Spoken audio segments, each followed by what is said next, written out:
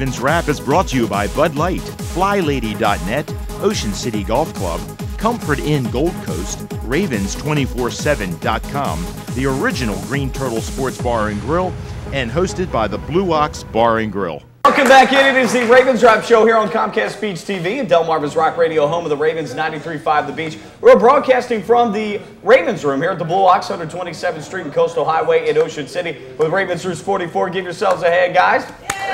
Happy New Year to everybody out there, and hopefully everybody had a very Merry Christmas. Hey, I want to thank our sponsors, of course, the original Green Turtle, the Blue Ox Bar and Grill, the Ocean City Golf Club, Bud Light, FlyLady.net, G&G Outfitters, the Comfort Inn Gold Coast, and JCTickets.net. Mike Bradley, Bruce Laird, John Garrigle on the panel. The Ravens 20-14 winners over the Cleveland Browns, 11-4. They stay atop the AFC North and control their own destiny in terms of playoffs. And guys, we were talking the first two segments about the game, the playoffs a little bit, but getting back to this a little bit, the positives and negatives.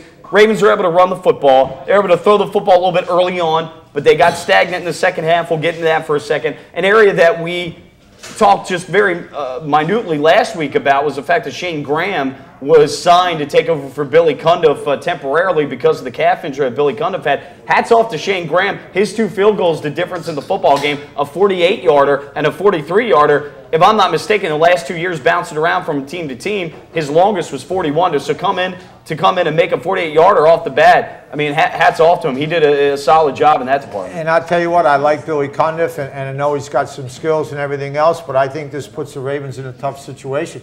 Coming up in Cincinnati, what are they going to do? I think it's all going to be about how Billy Cundiff practices and kicks the ball this week. And that's what John Harbaugh said. He said, if Billy can go, and he's proven it to me, we're not going to carry two kickers. But if he can't, Shane Graham will be back. Shane Graham knows that stadium. So that he does. That's an interesting point. I didn't think about that. So, so how is Shane Graham going to react? Is he going to overreact and, be hyped up going back to Cincinnati? I think you have to go with Cundiff if he's ready to roll, but we don't make those calls. Yeah, that's a tough call to make, really. I mean, the situation being that Bill has been very, very good inside the 45, 48-yard line. His really troubles are 50 and beyond, if I'm not mistaken. Yeah, that's right. And of course, he's fifth without the entire league. Again, we're an outside stadium in touchback. So I'm glad. I'm with you, John. I'm glad I'm not making that decision. Joe Flacco improving to 8-0 against the Browns in his career. Never lost to the team, averaging about 200 yards passing. 60% of his passes complete against the Browns. However, that wasn't the case on Sunday, 11-24. He did have 2 touchdowns, 1 pick in this one, but he did have drops in this game. I thought some critical points in this game.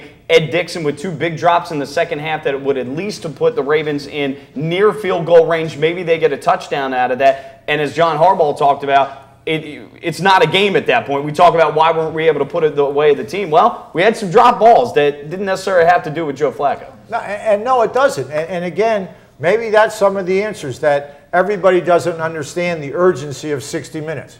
And that's the best cliche. I've heard it my whole career. I heard it in high school. You got to play the whole game. You got to go 60 minutes. You got to, whatever that means. You know what it means is be in the game and play your best.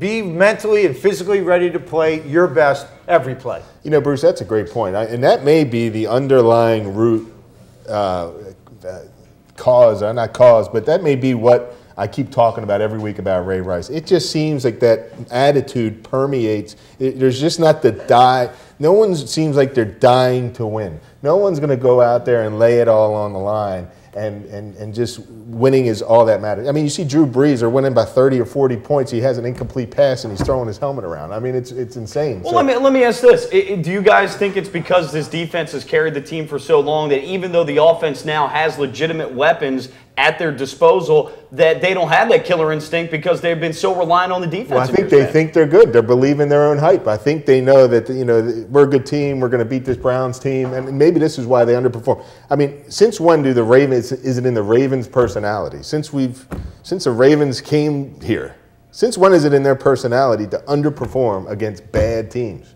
That is real. That is not in their DNA before this year. Well, I mean, they were what, 18-1 with. It was pretty hard. I don't know the exact number. Under Harbaugh, like 18 teams, under 500 teams. It was a big number. And this year we've lost to 3 or 4 of them. So yeah.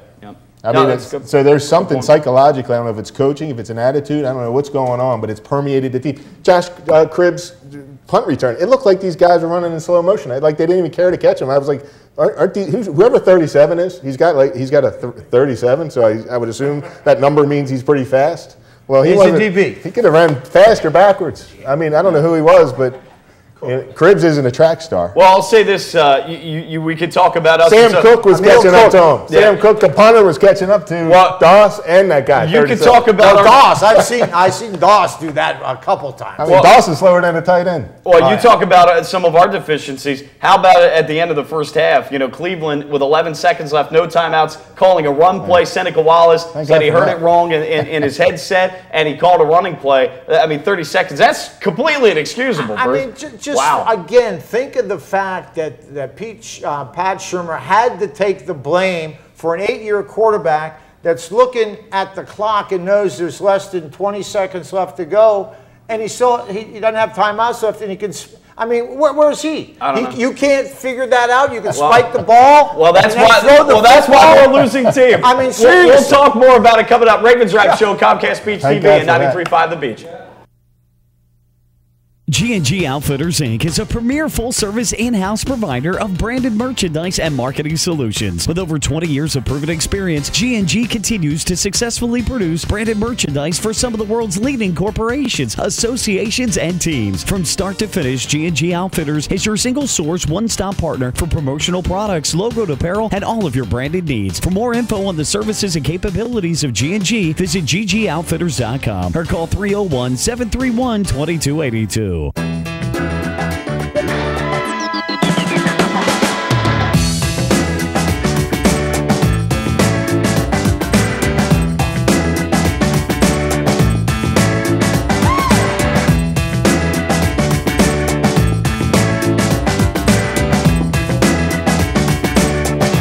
Come see us at Blue Ox.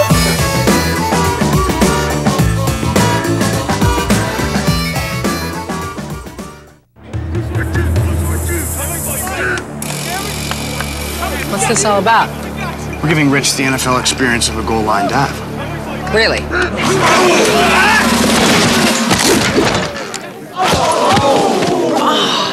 There's an easier way to get an ultimate NFL fan experience. Just snap the tag wherever Bud Light is sold and you could win. Bud Light in the NFL. Here we go. Can I make it? On the internet, yes. Into the end zone, no.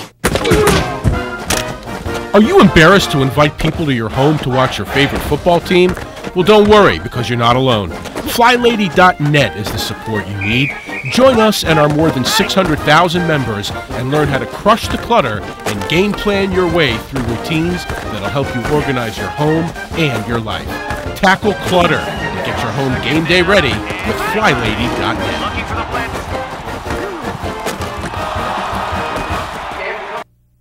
And welcome back in. It is the Ravens Wrap Show here on Comcast Beach TV and Delmarva's Rock Radio, home of the Ravens, 93.5 The Beach, broadcasting from the Blue Ox, the Ravens Room here, 127th Street and Coastal Highway in Ocean City. Hopefully everybody had a very Merry Christmas, Happy Holidays, and Happy New Year to everybody coming up here. And well, it'll be a happier New Year if we get a win against Cincinnati. We'll talk about that coming up in just a little bit. Just kind of pouring over more of this Cleveland game a little bit. We'll talk playoffs and the team a little bit. Guys, so we talked about, offensively getting off to a fast start. We had some drop balls, some big third down conversions, as John Harbaugh talked about, with Ed Dixon, Mafieu to Torrey Smith, Lee Evans, that the receivers not necessarily in the rhythm, having their best game where you could have put this Cleveland Brown team away. Defensively, you look at it, 7 of the points given up on a punt return.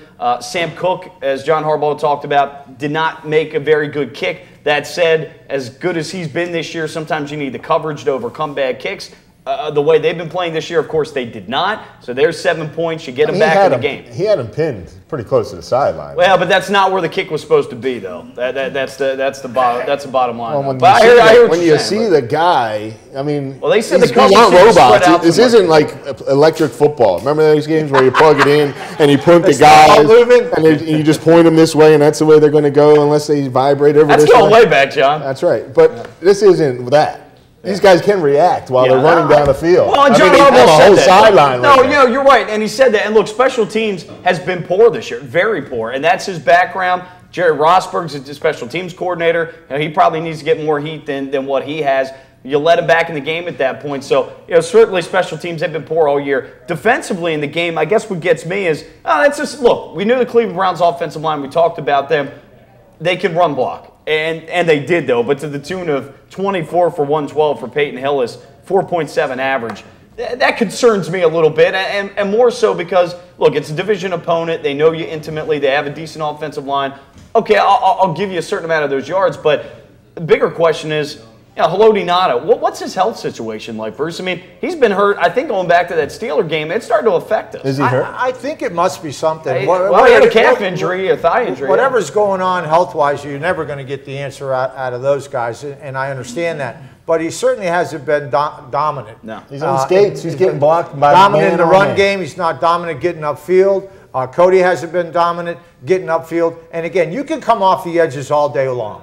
You can have the Suggses and Kruger and some of those all day long. But if you don't get a push, this is what happens to your quarterback. When you get that, of course, he steps up. Right. He feels the pressure. He steps up and finds the lane, and they throw the football. I mean, Bruce, I know the toughest pressure as a quarterback playing is get it right up the middle. That's the worst kind of It's gut pressure because you get the high balls, and by a high ball it means the linemen get their hands up, and bingo, it goes off the lineman, it gets deflected, and that's called a high ball, and you get the picks off of that. So if you can't get that push that way, and you're only having it that way, you're not going to be successful.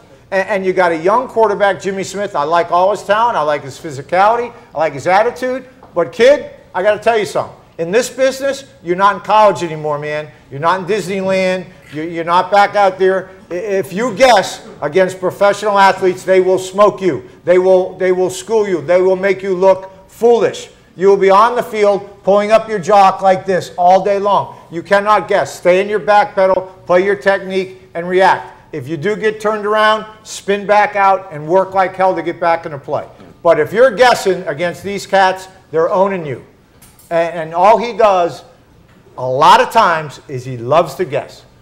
And let me tell you, when the book is out on him that you can hook them, they will be casting their fishing rods at that boy all day long. I mean, we're going to be talking playoff scenarios a little later, and hopefully Houston can win. Hopefully we win against Cincinnati. Houston can win that first game. You get a Houston team coming to Baltimore. I guess that's what would kind of happen there. And you got Yates coming. All right, so he's not instilling any fear in anyone. But once you get past that game, these are all just quarterbacks. If we're not going to get pressure up the middle and we're not going to make them uncomfortable, they're going to just eat us up.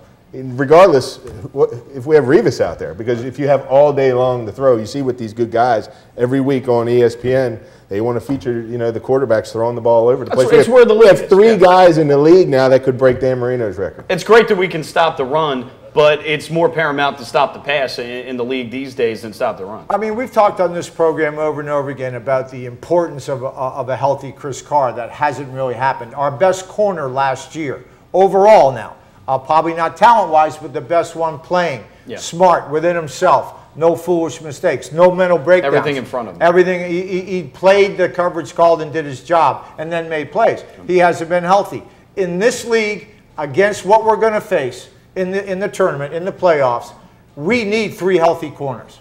I mean, we got to have it, and if we do have it, Pagano has a chance. He can bring some pressure. You can do some things. But without three healthy corners and looking at the same football that I've been looking at and all you've been looking at, you're going to get roasted. But we're going to need to get pressure with four. We talked about last week how we got pressure against us with three. Right. So and that's going to be paramount, getting that pressure up front. Corey Redding was out of this game, to be fair. Ladarius Webb, speaking of corners, nice interception on Seneca Wallace, who was throwing to Muhammad Massaquoi. More of the Ravens Wrap Show coming up on Comcast Beach TV and Delmarva's Rock Radio 93.5 The Beach. Home of the Ravens. We'll be back.